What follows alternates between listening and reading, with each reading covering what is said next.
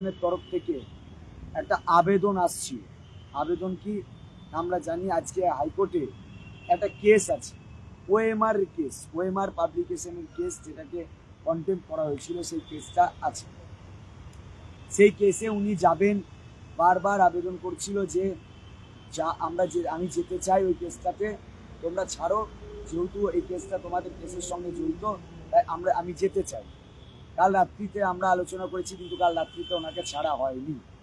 আজ ভোর থেকে আবার দফায় দফায় তিনি আমাদেরকে বলেছেন, আবেদন করেছেন যে ওই কেসটা আমাকে যেতে যাও তোমাদের স্বার্থে। অবশেষে আমরা এই সিদ্ধান্ত নিলাম যে যদি আমরা না ছাড়ি, আর যদি ওএমআর প্রকাশ সংক্রান্ত এই কেস কোনো বাধাপ্রাপ্ত বা কোনো খারাপ জায়গায় যায়, তাহলে সেই দায় আমাদের কাছে আসবে। আমরা যেহেতু রিভিউ পিটিশনে যেতে চাইছি, আমরা এমন কোনো জায়গা ফাঁকা রাখবো না যে ফাঁকা জায়গা দিয়ে তারা আমাদেরই দোষারোপ করতে পারে। তাই আমরা মিলিতভাবে যে কয়জন ছিলাম, আমরা সিদ্ধান্ত নিয়েছি উনি কোর্টে যাবেন। সেই কোর্টে যাওয়ার ক্ষেত্রে আমরা তাকে কয়েকটা শর্তের উপরে ছেড়েছি।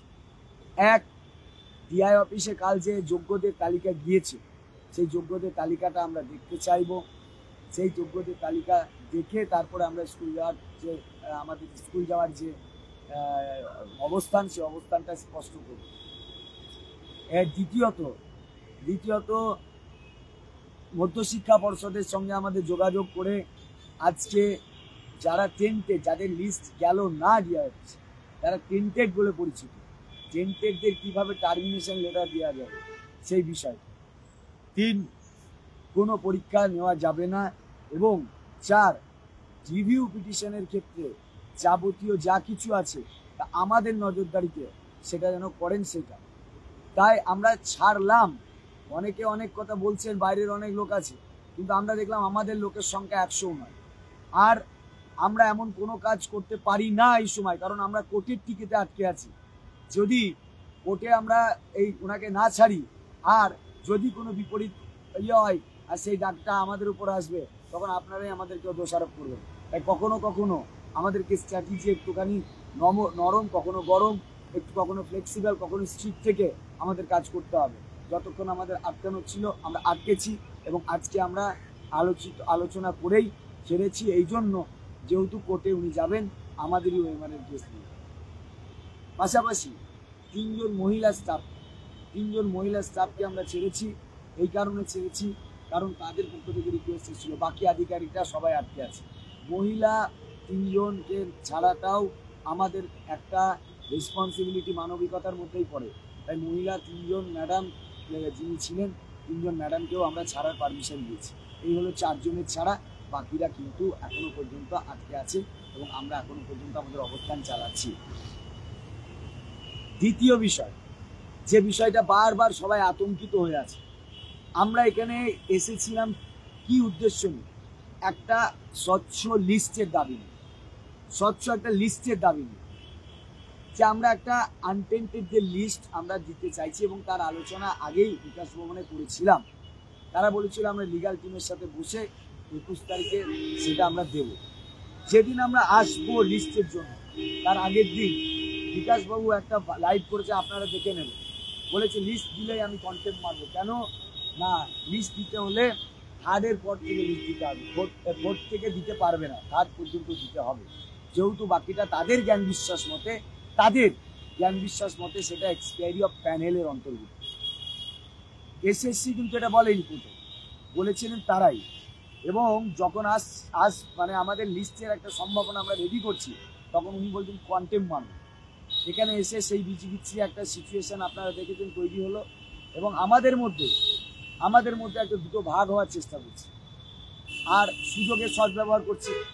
আমাদের মধ্যে একটা বিভিন্ন অংশ আছে, তারা পিটিশনারদেরকে নেওয়ার জন্য বিভিন্নভাবে তাদেরকে কনভিন্স করছে।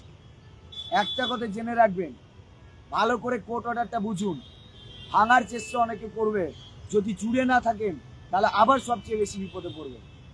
বারবার বিভিন্নভাবে ভাঙার চেষ্টা করছেন, এবং পিটিশনারদেরকে নিয়ে কি পলিটিক্স শুরু হয়েছে। আমার কাছে এসো, আমি তোমাকে পাইয়ে দেবো, এই সিচুয়েশন তৈরি হয়ে এখন বিভিন্ন রকমের ফার্স্ট টু থার্ড,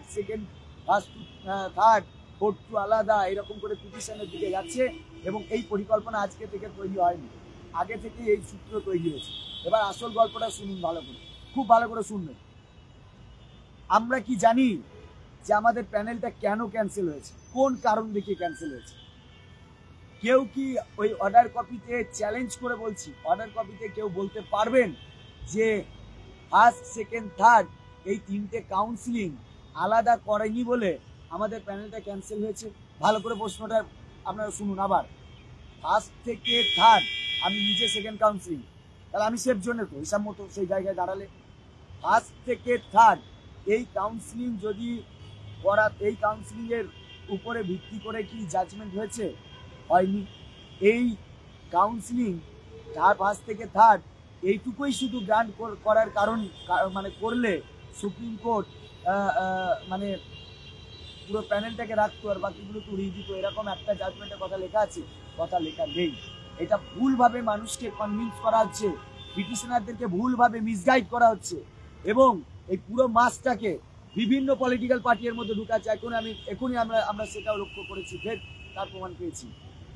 বিভিন্ন জোনা বিভিন্নভাবে কেটে কেটে ভাঙতে চাইছে, দলবাজি করা হচ্ছে এখানে। সেই দলবাজির জায়গা থেকে বিভিন্নভাবে ভাঙছে, শাসকেরও লোক এখানে ঢুকে আছে। ওই তিনটে কাউন্সিলিং আলাদা, চারটে কাউন্সিলিং আলাদা, এর উপর রিভিউ দাঁড়িয়ে নেই। ভালো করে শুনুন, আর একটা তালিকা দিলেই রিভিউ থেকে আমরা পাস করে যাব বা জিতে যাব, এটাও ব্যাপার নয়। এখানে খুব খুব খুব ভালো করে শুনবেন। আমাদের প্যানেলটা ক্যান্সেল হয়েছে যে কারণে, সেটা হচ্ছে রুট লেভেল থেকে দুর্নীতি হয়েছে, পুরো পরীক্ষা ব্যবস্থাটাই করাপশন, তার জন্য এই কারণ দেখিয়ে ক্যান্সেল হয়েছে। তাহলে রুট লেভেলে দুর্নীতি মানে ফার্স্ট কাউন্সিলিং এর দুর্নীতি সেটা বলছে না, তারও আগে চলে যান, সেকেন্ড কাউন্সিলিং থেকে দুর্নীতি বা থার্ড কাউন্সিলিং থেকে দুর্নীতি এই জায়গা বলছে না, বা ফোর্থ কাউন্সিলিং থেকে দুর্নীতি হয়েছে এটা বলেনি। বলেছে আপ টু নোটিফিকেশন থেকে শুরু করে পরীক্ষা থেকে টেন্ডার সব নিয়ে এই ঘ্যাট পাকানো হয়েছে, যে এই জন্য আমাদের পরীক্ষাটা ক্যান্সেল হয়েছে, এটা দেখানো হয়েছে। কাউন্সিলিং নিয়ে পরে পরীক্ষা ক্যান্সেল হয়নি। তাই কাউন্সিলিং দিয়ে এই মাসকে ডিভাইড করে দেওয়ার যে সুন্দর একটা ছক তৈরি হয়েছে, আর বিভিন্ন রকমের বাবা উৎপন্ন হয়েছে, তারা বলছে আসো, আমি এইখানে এইভাবে করে বলছি। আমরা যে লয়ারদের সাথে মিট করেছি, মানে আমাদের পক্ষ থেকে যারা গিয়েছিল তাদের মধ্যে আমরা নামগুলো তাদেরকে এখন আর বলবো না। তো আমরা সেইভাবেই স্ট্র্যাটেজি নিয়ে এগোচ্ছি। রিভিউ পিটিশন ওইভাবে হয় না, রিভিউ পিটিশন হয় বর্তমান যে অর্ডার কপি আছে সেই অর্ডার কপির লো ফলস দেখিয়ে। বর্তমান অর্ডার কপিতে বলা হয়েছে রুট লেভেল থেকে দুর্নীতি হয়েছে। বর্তমান অর্ডার কপিতে বলা হয়েছে কিছু জন বলছে ওএমআর আমার, কিছু জন বলছে ওএমআর আমার নয়, সেই প্রসঙ্গটা আছে। তাহলে এই যে রুট লেভেলের দুর্নীতি, এটাকে প্রথম কি করতে হবে, যে এটা সঠিক নয় বা ইত্যাদি ইত্যাদি, বা পুরো পরীক্ষা ব্যবস্থা ভুল নয়, এই ব্যাপার নিয়ে কিন্তু রিভিউ পিটিশনগুলো হবে। আমি লিগাল ম্যাটার্স আরও আছে, সেগুলো বলতে চাইছি না। মূল ব্যাপার আপনি মাথায় ধরে রাখুন, আমাদেরকে ভাঙার চেষ্টা চলছে। আপনারা যদি ভাঙতে চান ভাঙতে পারেন। আপনারা যদি মনে করেন যে কোনো লয়ারের জন্য, কোনো লয়ারের অ্যাপিয়ারেন্সের জন্য সুপ্রিম কোর্টে আমরা কেস হেরেছি, তারা আপনারা মূর্খের স্বর্গে বাস করছেন। আপনারা ভালো করে বুঝে যাচ্ছেন, আজকে রাষ্ট্রপতি পর্যন্ত, আজকে আমাদের রাজ্যে প্রাক্তন রাজ্যপাল তিনি পর্যন্ত, এবং বিচার ব্যবস্থা এই একটা টানা পড়েন, দড়ি টানাটানি হচ্ছে, কিছুটা একটা সমস্যা চলছে। তো এখানে যে ঘটনাটা ঘটেছে আমাদের, সেই ঘটনাটা হচ্ছে স্পেশালি, বারবার বলছি, এই কাউন্সিলিং নিয়ে আমাদের কিন্তু কোনো রকমের কাউন্সিলিংকে কেন্দ্র করে আমাদের প্যানেল ক্যান্সেল হয়নি, হয়েছে কিন্তু অন্য জায়গা থেকে। আর এখন সবাই কাউন্সিলিং নিয়ে পড়ে অন্যদিকে ব্যস্ত হয়ে যাচ্ছে, আর আসল জায়গা থেকে আমরা সরে বেরিয়ে যাচ্ছি। তা এটা মান্যতা রাখুন, কোনোভাবেই ভাঙবেন না, আপনার উইথ ইউনিটি থাকুন। কারণ এর মধ্যে বিভিন্ন রকমের শাসক এর মধ্যে একটা টিম তৈরি করে দিয়েছে, নামগুলো আমি বলছি না, বিরোধী একটা রকম টিম তৈরি করে দিয়েছে, আর এক নতুন নতুন এজেন্ট তৈরি করে দেওয়া হয়েছে। এজেন্ট মারফত নানা রকম গল্প চলছে, এগুলো আমাদের কাছে আছে, আমরা প্রকাশ্যে লাইভে বলছি না। তাই আপনাদেরকে বারবার বলছি, আপনারা সজাগ থাকুন। আপনারা আন্দোলন ছেড়ে চলে যাচ্ছেন, আন্দোলন মাঠটা ফাঁকা শূন্য ঘরের মাঠ হয়ে যাচ্ছে, খুব ভালো কথা, আমরা স্কুল যাওয়ার কথাও বলবো, কিন্তু কিছু জিনিস আপনারা মেনে চলুন, তাতে আপনাদের সুবিধা হবে। ওই কাউন্সিলিংয়ের লিস্ট, আর যদি সার্টিফাই করা লিস্টটা এখনই দিয়ে দেয়, তার মানে আপনি এখনই স্কুলে কাল থেকে যেতে পারবেন না। ফিরে আপনাকে শেষ বিচার আসতে হবে কিন্তু রিভিউ পিটিশন থেকেই। আর রিভিউ পিটিশন থেকে যদি ফিরে আসতে হয় তাহলে এমন কিছু জিনিস এমন কিছু স্ট্র্যাটেজি আমরা নিয়েছি এবার, যারা রিভিউ পিটিশন থেকে যেভাবে ফিরে আসার এক্সপিরিয়েন্স যাদের আছে তাদেরকে আমরা যেভাবে করে ইনভলভ করেছি, তার যেভাবে সেই সিক্রেসিটা আমরা মেনটেন করছি, সেইগুলো আপনারা বোঝার চেষ্টা করুন। তারা কিন্তু ওই দু এক আজে বাজে লোক নয়, আজে বাজে স্তরের লোক নয়। আমরা খুব ভালো ভালো আইনজ্ঞের সহযোগিতা নিচ্ছি, ভালো ভালো লয়ারদের সাজেশন নিয়ে চলছি। তাই বলতে চাইছি, এই ব্যাপারে অ্যালার্ট করছি আপনাদেরকে, আপনারা ডিভাইড অ্যান্ড রুল পলিসিতে আপনারা মাথা ঘামাবেন না। আমি আবারও বলছি, আমার সেকেন্ড কাউন্সিলিং, এখানে হুমায়ুন আছে তার ফার্স্ট কাউন্সিলিং, এখানে অনুরাগ আছে তারও সেকেন্ড কাউন্সিলিং, বৃন্দাবনদা আছে এখানে থার্ড কাউন্সিলিং, এখানে যারা আছে সবার থার্ড কাউন্সিলিং, ফোর্থ কাউন্সিলিং এর মধ্যে চিন্ময় এরা আছে, তার মানে হেঞ্জেলা আছে ফোর্থ কাউন্সিলিং। এখানে এমন নয় যে শুধুমাত্র কয়েকজন আছি, যে আমরা ফোর্থ কাউন্সিলিং এর মধ্যে কয়েকজন আছে বলে এরা এরকম করছে, এরকম নয়। এরকম অনেক গুজব বাঁধানো হবে। গুজবে কান যদি দিতে চান তাহলে জানবেন শেষ হয়েছে, তার বেশি বাকি নেই। যেটুকু আশা আছে আইসিইউ থেকে চিতায় উঠবো না আইসিইউ থেকে হেঁটে বেরোবো, এটা আপনাদের ডিসিশন নিতে হবে। নেতৃত্বের উপর যদি ভরসা না থাকে আলাদা ব্যাপার। যদি মনে করেন যে এতদিন ধরে এই শরীর মন সব নষ্ট করে দিচ্ছি অন্য কোনো স্বার্থে, তাহলে আপনারা ভুল করছেন। যারা অন্য স্বার্থে বলছে, যারা এখানে অন্য স্বার্থের কথা বলছে, তারা নেতা মন্ত্রী পদত্যাগ চাইছে। আমরা কেউ কাউকে পদত্যাগ চাইছি না, কারো এখান থেকে কেউ ভেঙে দিয়ে পুড়িয়ে দিতে চাইছি না। আমরা রিভিউ থেকে জিততে চাইছি।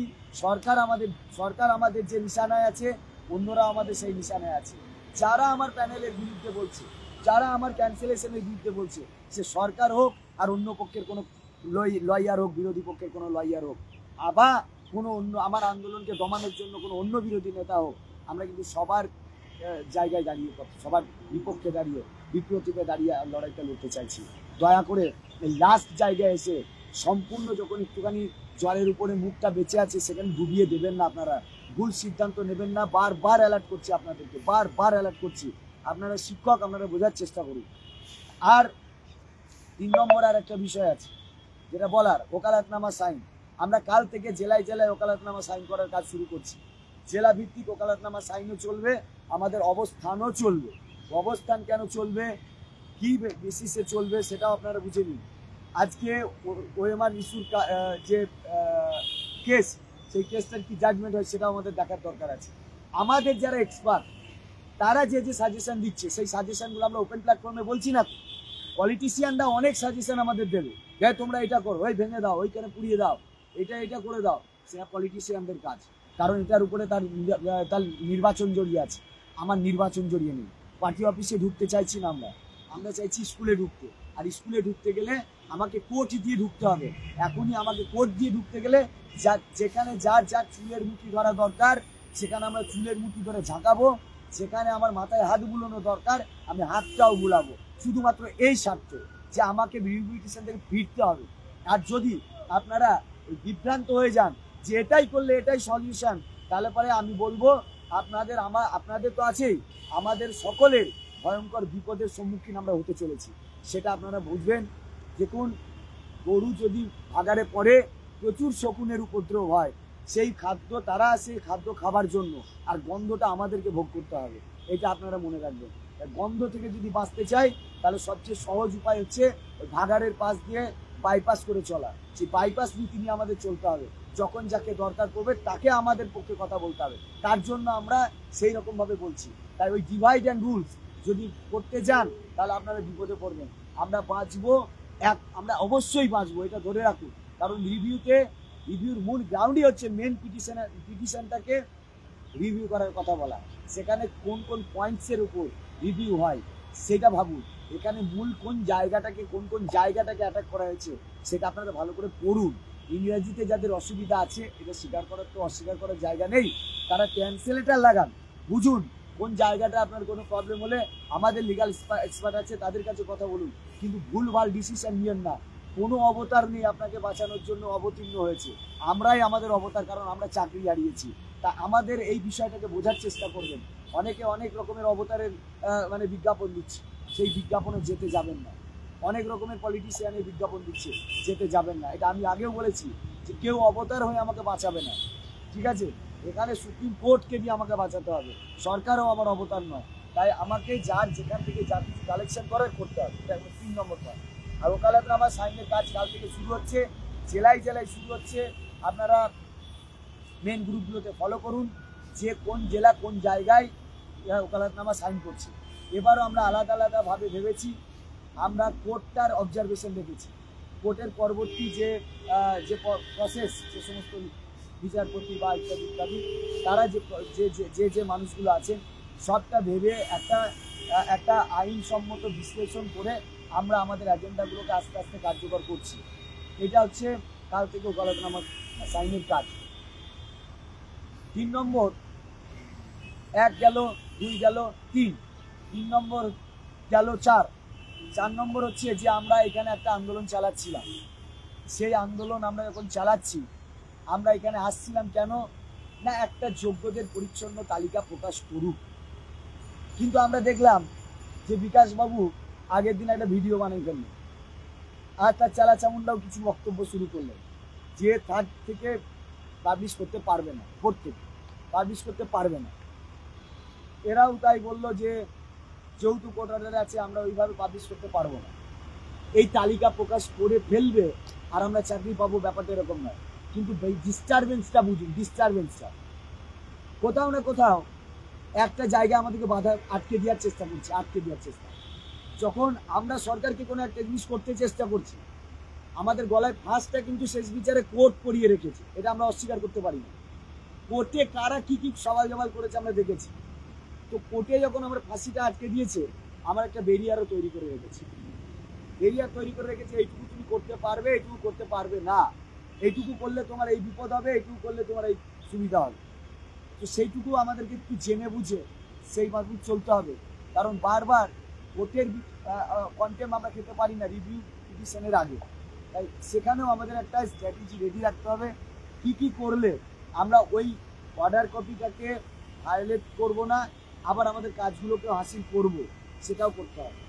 আরও একটা জিনিস, বিভিন্ন জনা বিভিন্ন মতামত দিতেই পারে, কিন্তু পাবলিক সিম্প্যাথি যদি আমরা হাসিল করতে চাই, তাহলে আমাদেরও কিন্তু পাবলিকের কথা মেনে বা পাবলিকের কথা ভাবতে হবে।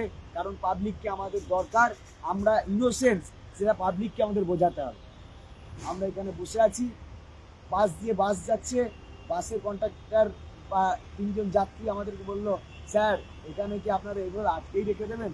আমরা বললাম, স্যার আমাদের তো বুঝতেই পারছেন, তারা আমাদের সবাইকে চিনে গেছে, তা আমাদের কি অবস্থা? বলছে, হ্যাঁ সে তো বুঝতেই পারছি, আপনারা চালান, চাকরিটা আপনাদের কিন্তু যাতে হয়, আমরাও কিন্তু তাকিয়ে আছি। তাই যে পাবলিক সিম্প্যাথিটা আমরা পাচ্ছি, আমরা যোগ্য হিসাবে পাচ্ছি, পাবলিকের সিম্প্যাথিটা আমরা যেভাবে পেয়েছি, সেটা যেন কোনো রাজনৈতিক প্রভাবে বা কোনো মানে ভোট সর্বস্ব রাজনীতি তো আছেই, কিন্তু একটা কেউ আমাদেরকে মিসইউজ করবে, সেই ভোট সর্বস্ব রাজনীতির জায়গায় দাঁড়িয়ে যেন আমরা এমন মিসইউজ না হয়ে যায় যে সাধারণ মানুষের যে সিম্প্যাথি যেটা আমাদের মধ্যে আছে সেটা নষ্ট না হয়ে যায়, সেটা আমাদের লক্ষ্য রাখতে হবে। আন্দোলনের মধ্যে আমরা দেখলাম এমন বহু বেনজল ঢুকে আছে যারা পিটিশনারই নয়, তারা আমাদেরকে ঠিক করে দিচ্ছে, এই এটা করতে হবে, ওটা করতে হবে। প্রথম বুঝতে পারছিলাম, আস্তে আস্তে বুঝতে শুরু করলাম, তাদেরকে ইন্ডিভিজুয়ালি তাদেরকে সার্ভে করা শুরু করলাম। তারপরে বুঝলাম যে এরা আসলে পিটিশনারই নয়, অথচ তারা আমাদেরকে ডিমান্ড করছে এটা তোমরা করবে, আর আমাদেরকে তাদেরকে কনভিন্স করছে এটাই করা উচিত। তাই আমরা বুঝতে পারছি যে আমাদের যে আন্দোলন, যে উদ্দেশ্য নিয়ে তৈরি হয়েছে, সেটা হচ্ছে কেস জেতার আন্দোলন, সেটা হচ্ছে চাকরি ফেরানোর আন্দোলন। তো সেই কেস জেতা চাকরি ফেরানোর আন্দোলনটা আমাকে যদি পরিপূর্ণভাবে চলতে হয়, তাহলে আমাকে সবাইকে নিয়ে চলতে হয়। বিরোধী যারা রাজনীতিক দল আছে তাদেরকেও আমরা বারবার আবেদন করেছি, এখনো করছি, আপনারা আসুন, আমাদের কথা বলুন। কালকে মীনাক্ষী মুখার্জি এসছিলেন, কিছুদিন আগে অভিজিৎ গঙ্গোপাধ্যায় এসছিলেন। আমরা মঞ্চের তরফ থেকে কাউকে গো ব্যাক স্লোগান দিইনি, আবারও বলছি দিইনি। কিন্তু আমরা কিছু প্রশ্ন করতে চেয়েছিলাম, প্রশ্নও ঠিক নয়, প্রশ্নের মধ্যে দিয়ে একটা সাহায্য আমরা চেয়েছিলাম, সেটা আমাদের ভুল নয়। আমরা কিছুজন বলেছি যে আপনাদের স্বাগত জানাচ্ছি, আপনাদের ওয়েলকাম করছি, কিন্তু কয়েকটা জিনিস আমরা বলতে চাইছি যে আমরা যে কাজটাই করতে চাইছি বিকাশ বাবুরা কেন বাধা দিচ্ছেন, আপনারা কেন তাদেরকে বলছেন না যে এইগুলো অন্তত যোগ্যদের জায়গায় আপনারা যোগ্যদের পক্ষে কথা বলুন। অযোগ্যদের কি আপনারা করতে পারলেন, স্কুল সার্ভিস কমিশনের কি করতে পারলেন, মুখ্যমন্ত্রী আপনারা কি করতে পারলেন, শিক্ষামন্ত্রীকে আপনারা কি শাস্তি দিতে পারলেন, সুপার নিউমেরারি পোস্টে আপনারা কি করতে পারলেন, পারেননি। কিন্তু আপনারা যদি সিম্পল কথাটা বলতেন যে কোর্টকে যে আপনি সেগ্রিগেশন, আমরা সেগ্রিগেশন চাইছি, অযোগ্যদের তাড়ান আর অযোগ্যদের জায়গায় যারা যোগ্য ওয়েটিং ক্যান্ডিডেট তাদেরকে আপনারা জায়গা করে দিন, এতে কি হতো আমরাও বাঁচতাম আর যাদের জন্য আপনি পিটিশন ফাইল করেছিলেন, যারা এতদিন ধরে রাস্তায় পড়ে পড়ে আন্দোলন করছিল তারাও বেঁচে যেত। আপনারা কি সেটা করেছিলেন? করেননি। আমরা এটাই বলতে চাইছি আগামী দিনে যে রিভিউ পিটিশন সেখানে উনি যেন একটু ফ্লেক্সিবল হন, অন্তত আমাদের যোগ্যদের প্রশ্নে। এটা আপনাদের রাজনীতির জায়গা থেকেও ভালো। আপনাদেরকে আমরা যে আপনারা চাইছেন যে একটা এমন একটা জায়গা হোক এরা চাকরি হারিয়ে বসে থাকুক, যদি এটা চান যে আমরা এরা চাকরি হারিয়ে বসে থাকুক, বিধানসভায় এরা রাস্তায় থাকবে আর আমরা এদেরকে তাকিয়ে তাকিয়ে ক্যাম্পেনিং করব, যেমন ভাবে গান্ধী মূর্তি পাদদেশে লোকগুলোকে দেখিয়ে দেখিয়ে ক্যাম্পেনিং করা হয়েছিল। তারা আজকে কোথায়? তাদেরকে আজকে কোথায় পেলেছেন আপনারা? কি পেলো তারা? তাদের সঙ্গে কি আমার কথা হয় না? ওয়েটিং আন্দোলনটা তো আমি শুরু করেছিলাম, তাদের সঙ্গে তো আমি চাকরি পাওয়ার পর পর্যন্ত দুদিন আগে পর্যন্ত থেকেছি, আমি তো জানি তাদের পালসটা কি আছে। দুজন একজন ওয়েটিং ক্যান্ডিডেটকে তুলে নিয়ে আপনি কেস করলেন আর তারপরে পুরো ওয়েটিংটাকে দলে ভাসিয়ে দিলেন। যোগ্য ওয়েটিংটা কি দোষ করেছিল? কেন আপনারা এই ডিমান্ডটা করলেন না অযোগ্যদের তাড়িয়ে দিন, যোগ্য ওয়েটিংদের নিয়োগ করুন, আমরাও বাঁচতাম তারাও বাঁচত? তাহলে এই রাজনীতিটা হচ্ছে। কখনো যোগ্য ওয়েটিংদেরকে রাস্তায় দাঁড়িয়ে আঙুল তুলিয়ে দেখা হচ্ছে দেখো দুর্নীতি হয়েছে, ওরা বঞ্চিত হয়েছে। কখনো আমাদেরকে তাড়িয়ে দিয়ে বলা হচ্ছে দুর্নীতি হয়েছে, এরা বাদ গিয়েছে। এটা নয়। পিটিশনারদেরও বলছি, যারা আমাদের যোগ্য শিক্ষক শিক্ষিকা অধিকার মঞ্চে 2016 SLST শিক্ষক শিক্ষিকা, তারা ভালো করে বুঝুন, আমাদেরকে যদি জিততে হয় এই সমস্ত রকমের যে অব্যবস্থা তৈরি হচ্ছে আমাদের বিরুদ্ধে, সবাইকে জায়গায় দাঁড়িয়ে আমাদের একটা নিজস্ব রাজনীতি আছে। সিপিএম, কংগ্রেস, তৃণমূল, বিজেপি নানান রকমের রাজনীতি আছে, আমাদের নিজস্ব একটা রাজনীতি আছে। এখানে যারা 19,000 যোগ্য শিক্ষক শিক্ষিকা আছেন বা শিক্ষাকর্মী বন্ধুরা যারা আছেন, তারা কি ভোট দেয় না? তারা ভোটও দেয়, ভোট পরিচালনাও করে। কোনো না কোনো দলকে তো তারা ভোট দেয়। কে চ্যালেঞ্জ করে বলবে বলুন তো যে 19,000 যোগ্য শিক্ষকের মধ্যে তৃণমূলের সমর্থক নেই? আমি বলছি আছে। কে চ্যালেঞ্জ করবে বলবো বলুন তো যে এদের মধ্যে কেউ সিপিএম এর সমর্থক নেই? আমি বলছি আছে, প্রচুর আছে। আমি চ্যালেঞ্জ করছি এদের মধ্যে বিজেপি সমর্থক আছে, আমি চ্যালেঞ্জ করছি এদের মধ্যে কংগ্রেসের সমর্থক আছে। সব রকমের মানুষ আছে যারা বিভিন্ন দলকে সমর্থন করে, কিন্তু এই সব রাজনীতি এরা চাইছে না।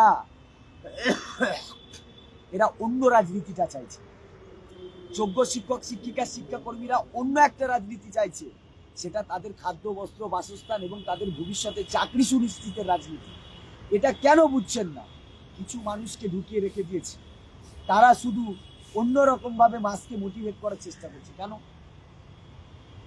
আমি তো বলছি সরকার চোর, 100 বার চোর। সরকার আমার চাকরি চুরি করেছে, তাই সরকারকে কি দায় নিতে হবে না যে সে আমার চাকরি ফিরিয়ে দেবে?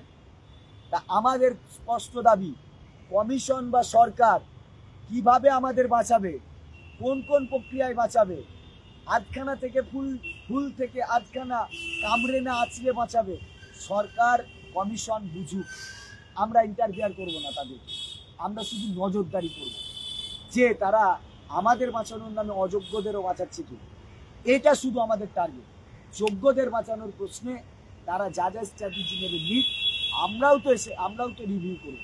আমাদেরও নিজস্ব কিছু স্ট্র্যাটেজি আছে, আমাদের বাঁচার প্রচুর রাস্তা আছে, প্রচুর রাস্তা বন্ধ হয়ে যায়নি।